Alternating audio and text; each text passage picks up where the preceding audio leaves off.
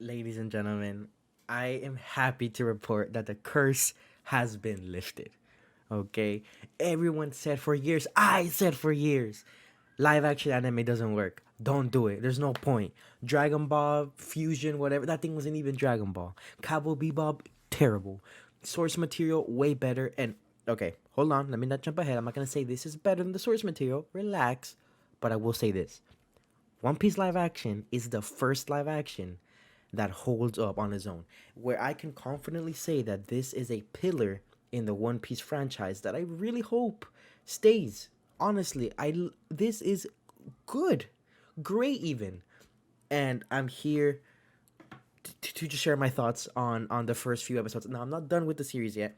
At the time of this recording, it's been out for less than 24 hours, but I am quite a bit deep in. I think I'm in episode 5 currently.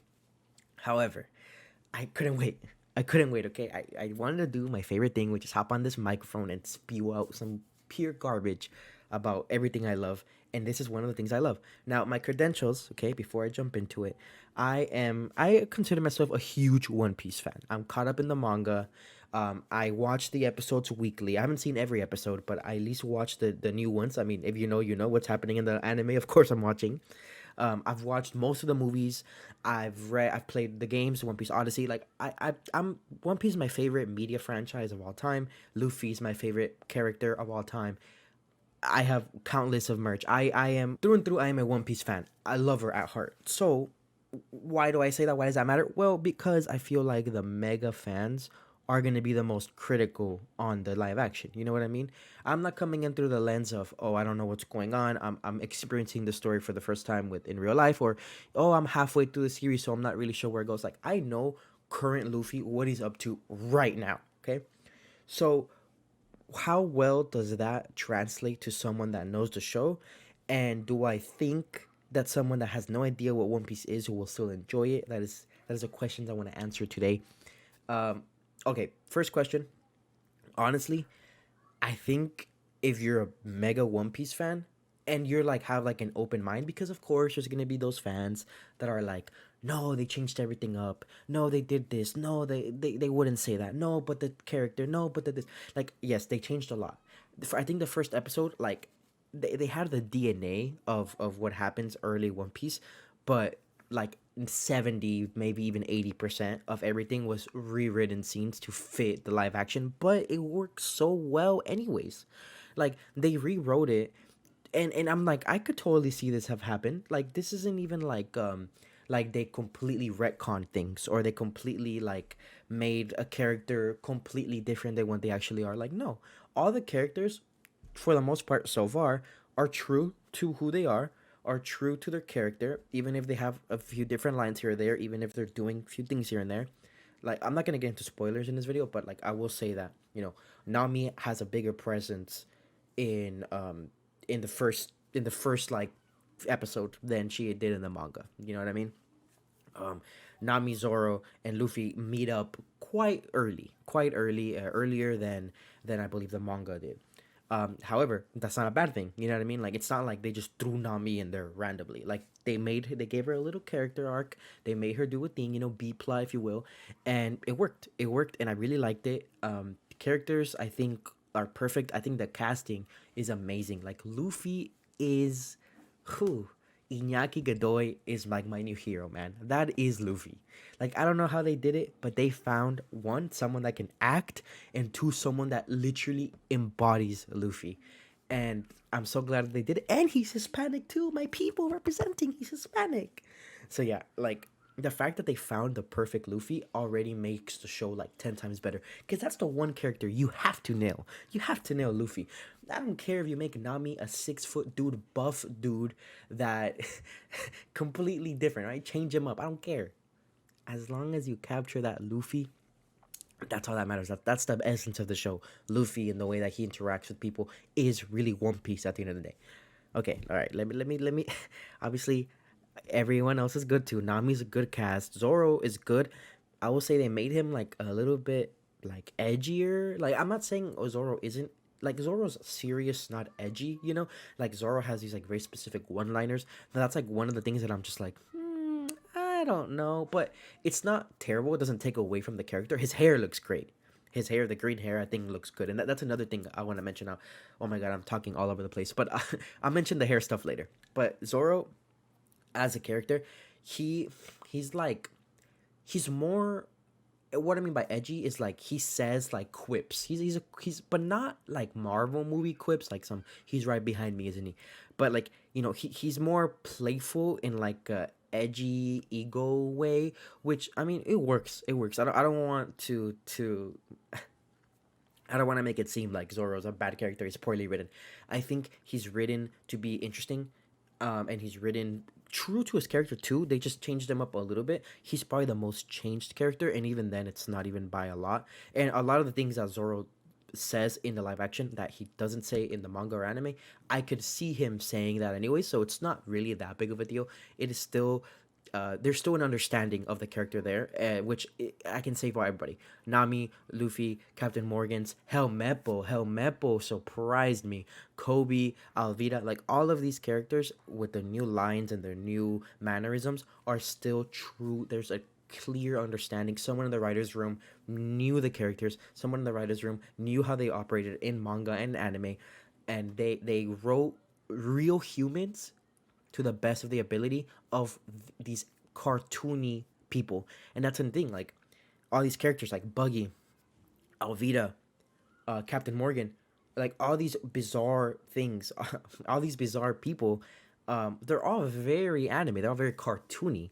So obviously they can't just go all out and crank it up to a 10. It won't make sense. It won't make sense with the real people if they act exactly, it won't make sense if they act like, if they have all these cartoonish, outlandish, bombastic personalities. Like even Zoro doesn't use named attacks, but that's fine because seeing a very serious hunter, an assassin, say onigiri in real life just does not make sense. And I think that like what they did is, instead of just one and one copy and pasting, they captured the essence of the character and made it more human, which is exactly what a live action should do. Especially like with Luffy too. Like Luffy has a lot more complex emotions, and I'm not saying that the manga Luffy doesn't, but I think early Luffy is a lot more just like haha whatever, happy go lucky. But they captured that happy go lucky goofy personality, but they still grounded Luffy as a character, and I think it works fantastically in a live action setting. And obviously, as the story progresses, I mean, where we are, Luffy's a completely different person. So I could imagine as the seasons go on, we see that growth in Luffy. And oh my god, I'm just realizing this video is all over the place, but I like this. Okay, I like this.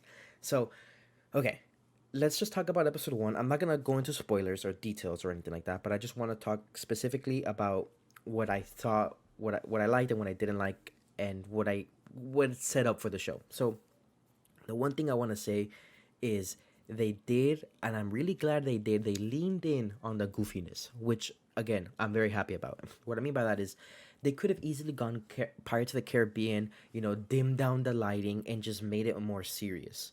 Like not serious, but like just not like kitty. And I'm not saying One Piece is kitty, and I'm not saying that the live action is kitty, but like there's a lot of wonder and fantasy elements in One Piece, and it's just like a very goofy, almost like cheesy at times show, but we love it for it, right? Like One Piece is what it is because of the way that it's written, its style, its color, its character writing, like just the way the characters move, like everything is just very stylized.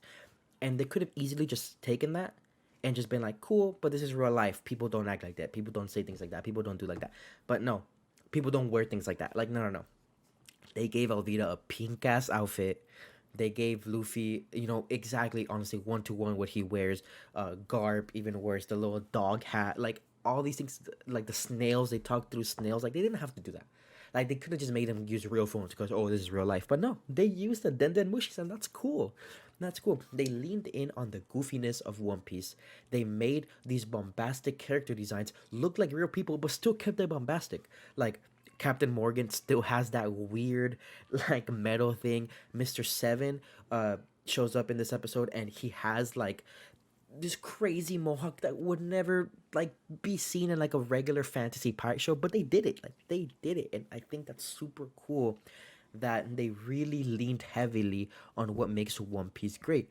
And I feel like that's something that just a mega fan or even just like a superficial casual fan appreciates, right? Because now I'm trying to think like, okay, if I've never heard of One Piece, if I don't know anything besides Luffy, because I feel like Luffy's pretty recognizable, and I watch this show, will I enjoy it?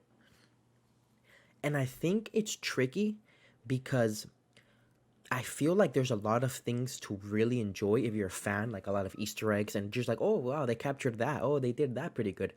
But if you're just a newcomer, I think you have to kind of be like, oh, this is a goofy show. Like this is not like this is not Pirates of the Caribbean Netflix or other more like serious scallywaggy shows like pirate shows. Like they're not even like ARG or things like that, because One Piece never is like that. So I think it might hurt it, but at the same time, I'm biased, so I don't care. This show feels more for the fans than for casual audiences. I could be wrong. I don't know. Let me know in the comments if you watch this with like a family member that doesn't knows nothing and maybe they enjoyed it. I can't view this in the lens of someone that doesn't know because I cannot disconnect what I know about One Piece. But I would like to think that this would make this world makes more sense for the fans than it would for a casual. And I'm not saying it's a bad show, but I honestly think knowing the source material makes it a more enjoyable experience, which is very interesting because I thought it was going to be the opposite. I thought I was going to lean in more for casual viewers to get them to experience the manga, so it was going to be more toned down, and then hopefully turn that casual viewer into a fan in the future. But this feels more like for the fans, and if you're a casual that happens to like it, well, you happen to like it. I could be wrong. Hot take, I don't know. You tell me. But that's the vibes that I got. Which, again, as a fan, that sounds good to me. As the quality of the show for everyone else, if this is gonna take off, if this is gonna be the new Stranger Things, I think they opted to make it. I think them opting it to make it like the way that it is, like more goofy, more crazy, more like out of context for people that don't know the context. I feel like it could hurt them to reach that global popularity, but it makes the quality of the actual show better. I don't know if that makes any sense. Broad appeal is always something that people strive for. I mean, I'm a Nintendo fan, and I mean, you guys know Pokemon, Mario, all those have become very watered down, so anyone can enjoy it. And I could have easily seen One Piece take that route, water it down so anyone, even my grandma, can enjoy it. Not to say that she can't. My grandma, I'm sure, can watch anything. She's a lovely lady, but I think they didn't water it down, and that could hurt them. That could help them. I don't know. I'm not an analyst. I'm not a critic. All I know is that I like it. Okay, that's all I know. Another thing I want to mention is kind of again leans on the goofiness is the characters, like their hair. Okay, we gotta do the hair segment. Welcome to the hair segment of the video. Zoro, Shanks, who else do I got? Buggy, I guess to some extent. All have colored neon neon ass nami neon ass anime hair in the anime and manga, of course. Well, the manga they're ink, but you know what I mean. In the anime, at least, very colorful, right? Very colorful, very bright orange, very bright green. The live action nails it. Like again, they could have easily gave Zoro just a forest green, a tint of green. They could have given Nami a very natural orange hair that people have in real life. They could have made who else did I say? Buggy. I guess I mean Buggy is a clown. He could have dyed his own hair. Oh, Shanks. Like Shanks' hair is freaking bright red. Like red. No one is born with that hair. Like no one in real life is born with that hair. And people have dark red hair, right? Like they could have made him look more realistic. They could have given Shanks black hair. But they didn't. They super leaned in on these bright ass colors. Like look at Nami, I'm blinded. Every time Nami comes on screen, I'm like, okay, I gotta lower the brightness. Her hair is bright. And that's a great thing. Okay, I'm very happy that her hair is bright. I'm very happy that Zoro's hair is bright. And not just bright, right? Like, it's true to the palette of the character. And that's super cool. Again, if I'm a casual viewer, I have no idea what anime even is. And I look at Nami's hair, I'm like, damn, that girl's is very orange. Like, that's crazy. Like, but does that translate well to a casual fan? Again, I can't answer that because I'm not a casual. I don't know. I'm not a casual fan. I'm not a fan at all. But I'm glad they did it anyways. I'm glad they did it. And again, it goes back to the mission statement that I feel like this show had, which is for the fans, by the fans, because this really feels like fans. Like they don't have to put Bellamy wanted poster, Foxy's wanted poster, like all these characters. If Foxy does show up, he won't show up to like season 3 or 4. If Bellamy shows up later, you know what I mean? And the fact that they did it anyways, that's like, dude, a casual fan. Again, my grandma is a subject of a never consumed any anime. If she sees Bellamy poster, what does that do for her? Nothing. But you know what it does things for me, for you, maybe if you're a One Piece fan. We love that stuff, and I'm really really happy now. Easter eggs, of course, are just that. They're Easter eggs. But even the pacing, what they say, I mean, they again, this is like the first like 15 minutes. They dropped the Baroque works, like, dude, that is so on the nose for fans. If you don't know what Baroque works are, Baroque works won't even show up to Alabasta, and we're already setting that up. Which again, that's another thing I want to say. This is giving me multiple season vibes. I'm not gonna say we're gonna reach Wano. I'm not gonna say we're gonna do all this, but at least I want to say we're gonna see Chopper and Robin, 2 or 3 seasons, with the second season already being in pre-production right now. I think is safe. I think it's safe, and I just hope. I hope that it does good. I really hope it does good, and I really hope people give this a chance because trust me, I watched this with a critical lens and I really liked it. Again, you just have to keep an open mind that this is not a one to One Piece. Just think about this as like a different alternative view of this story that you love, and it makes it more enjoyable that way. Because if it was just one-to-one recreation, it's like, okay, we're just watching humans play out a manga, which again, I mean, that's fine, but there's nothing new. Like, oh, I already know what's gonna happen. This is like even though I'm very familiar with the story, I've reread the beginning and watched the beginning like quite a bit of time. There's still a lot of stuff that surprises me. I'm just like, oh, they did that. Oh, they used that pretty well. Oh, that's a completely new scene, but I can totally see it fitting it in. So yeah, basically, point is, this is good, good. Thumbs up, thumbs up. I can't wait to finish the rest. I hope it get a season 2. Please watch it if you're on the fence. Sorry that this video was literally all over the place. I was just very excited to talk about this. And yeah, I hope you guys have a good day. I'm gonna go watch some One Piece live action. See you later. Bye.